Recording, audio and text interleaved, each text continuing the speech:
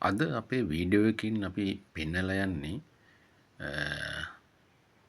Part time business එකක්.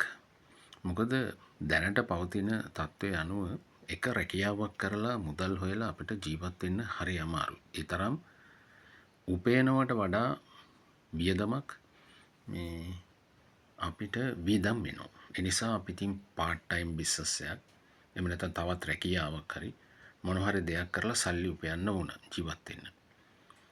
අපි හැමදාම එක තැනක ඉඳලා වැඩක් නැහැනේ. ඉතින් මං අද යන්නේ ඕගොල්ලන්ට කරන්න පුළුවන් කරලා හැකි පාර්ට් ටයිම් බිස්නස් එකක් ගැන කියලා දෙන්න යන්න.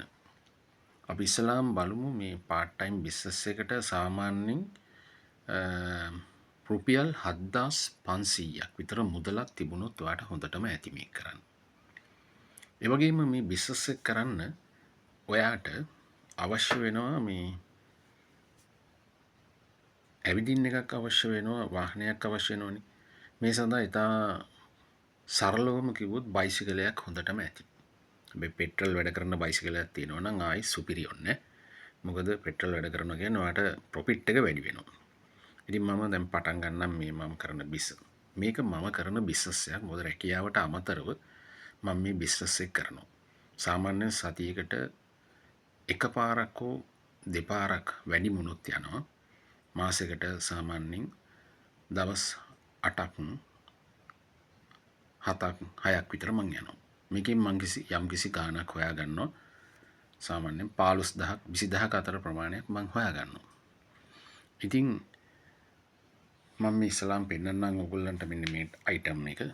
මේ බෝතලේ බලන්න මේක මේ පැණි කජු එකක්. මේක තලබෝල් එකක්. මම මේකේ බ්‍රෑන්ඩ් එක පෙන්නන්නේ නැහැ. මේ බෝතලයක් සාමාන්‍යයෙන් විකිණෙන්නේ කඩේ විකිණෙන්නේ රුපියල් 750යි. අපිට ගන්න පුළුවන් මේ බෝතලයක් රුපියල් ආසන්න වශයෙන් 500ක මුදලකට. එතකොට අපිට උත්සාහ කරොත් මේක සාමාන්‍යයෙන් 540 ඉඳන් 460 ඉඳන් 460 ඉඳන් 450 දක්වා අපිට අඩු කරගෙන මේක ගන්න පුළුවන්. අපි දල වශයෙන් 500ක් කියලා කිව්වොත් මේක කඩේට දාන්නේ අපි 600යි. මේවා 10ක් දාගත්තොත් රුපියල් 1000ක් එතනම තියෙනවා. අපි නිකන් මේ කිව්වේ 10ක් දාගත්තොත්. එතකොට බලන්න 500 ගානේ බැලුවොත් 10ක් 5000යි යන්නේ. අඩුම කොස්ට් එකකින් අපි කරන්න. මේ කිරි ටොපි එකක් ගත්තොත් මෙන්න මේ කිරි ටොපි එක මේ කිරි ටොපි එක මේක අපිට වැටෙන්න රුපියල් 150ක් විතර මුදලකට. මේ කිරි ටොපි එකත් ඒ ගාන රුපියල් 5 එකක්. එතකොට මේකෙන් කඩේට දාන්න අපි රුපියල් 200යි. හැබැයි අපි ගොඩක් ගන්නකොට ටිකක් වැඩිපුර ගන්නකොට මේක තවත් රුපියල් 10ක් 20ක් විතර වගේ අඩුවෙන් අපිට ගන්න පුළුවන්. එතකොට 70ක් ලාභය තියෙනවා. ඊළඟට මම මීට අමතරව මම තව සුළු වශයෙන් කරනවා මේ මෙන්න මේ shopping cover එක. මේ වගේ shopping cover වර්ග 3ක් කරනවා. මේ පොඩි මේක. ඊළඟ මම මේ grocery bag එක කරනවා. එතකොට මේ shopping cover එකෙන් අපිට තියෙන සාමාන්‍යයෙන් රුපියල් 20ක් 25ක් විතර. මේ grocery එකෙන් නම් අපිට සාමාන්‍යයෙන් 30ක් 35ක් 40ක් විතර තියාගන්න පුළුවන්. ඔයා නිකන් කවුන්ට් කරලා බලන්න මේ බෝතල් 10ක් දැම්මොත් සාමාන්‍යයෙන් අපි 460න් විතර අරගෙන 140ව 10ක් 1400යි. මේ කිරි ටොපි 5ක් දාගත්තොත් 50 ගානේ 250යි. අපි ඒ යන දවසේ ඒ ටිකටම 250යි. එතකොට 1400 1650යි. ඊළඟට මේ grocery cover සාමාන්‍යයෙන් මේ shopping cover 10ක් විතර දාගත්තොත් එතන 20ව 10ක් 200යි. එතකොට අපිට දැනට 1800ක ප්‍රොෆිට් එකක් ලැබිලා තිනවා. ඊළඟට අපි අර grocery cover 50යි ඒවා 5ක් විතර දාගත්තොත් 2000ක් කියමු. සාමාන්‍යයෙන් මේ ටික අරන් යන්න මම පාවිච්චි කරන්නේ මෙන්න මේ බෑග් එක. මෙන්න මේ බෑග් එක. මේ බෑග් එකේ මට සාමාන්‍යයෙන් 10ක් විතර අරන් යන්න පුළුවන්. shopping cover බලන්න මේ පොඩි බෑග් එකක් අර පිටේ එල්ලගෙන යන බෑග් එකක්. මේක මේ මහ ලොකු දෙයක් නෙවෙයි වෙයි බලන්න. පොඩි බෑග් එකක්. ඉතින් මේ වගේ තව බෑග් එකක් මම පාවිච්චි කරන මම ටික වැඩිපුර අරන් යන හින්දා එතකොට මේ බිස්නස් එක ඔයා එහෙම ලේසි නැහැ. කඩවල් වලටනේ දාන්න තියෙන්නේ.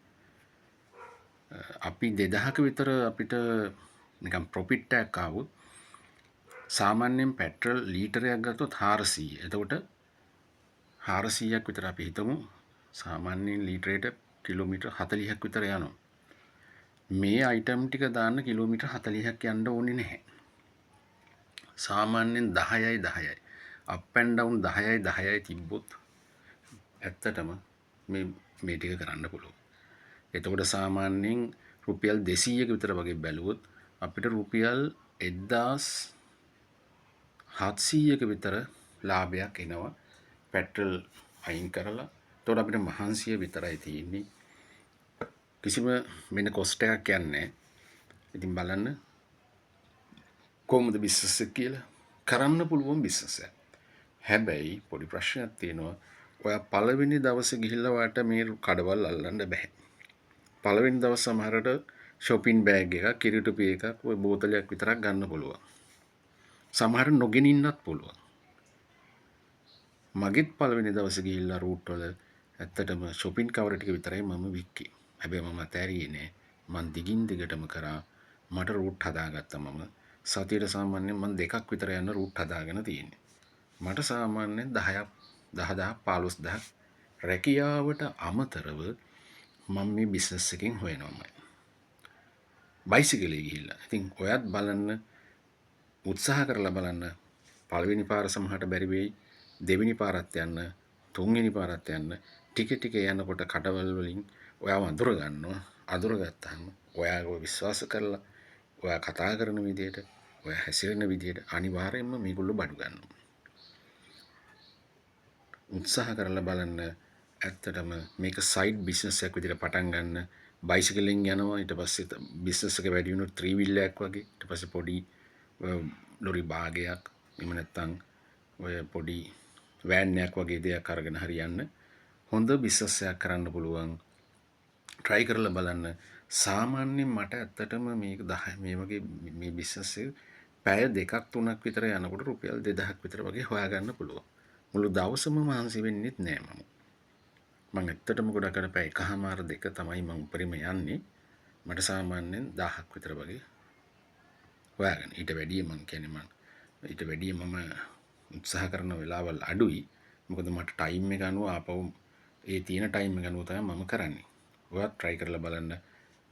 මේක ඇත්තට කරන්න පුළුවන් ප්‍රැක්ටිකල් බිස්නස් එකක් මේක.